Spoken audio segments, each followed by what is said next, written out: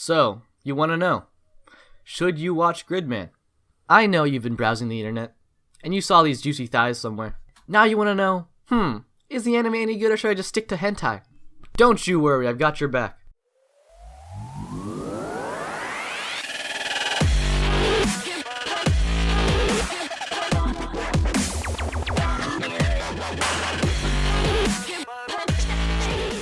Gridman takes place in a city where giant monsters called kaiju are randomly released to wreak havoc on the city and kill many innocent lives.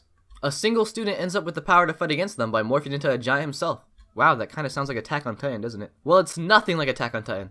If any of you have seen Ultraman or Power Rangers, it's basically that, but in anime form. The main character says his flashy catchphrase, morphs into a giant, his teammates combine with him, and they fight the kaiju. Your basic Power Rangers / Ultraman scene. As someone who has watched Ultraman and Power Rangers as a child, it's really cool to see in anime form. But on the other hand, if I look at this show without any nostalgic aspects at all, it's honestly just kind of average. The story so far isn't too interesting. Some of the characters may be pretty hot, you know what I'm talking about.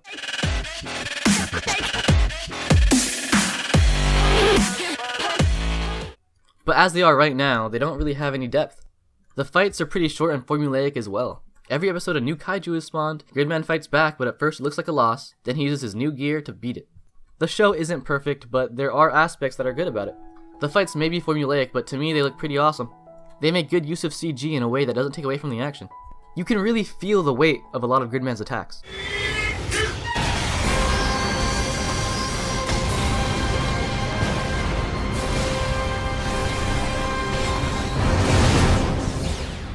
The show often gives me this weird ominous vibe with its choice of shots, which honestly I kind of like.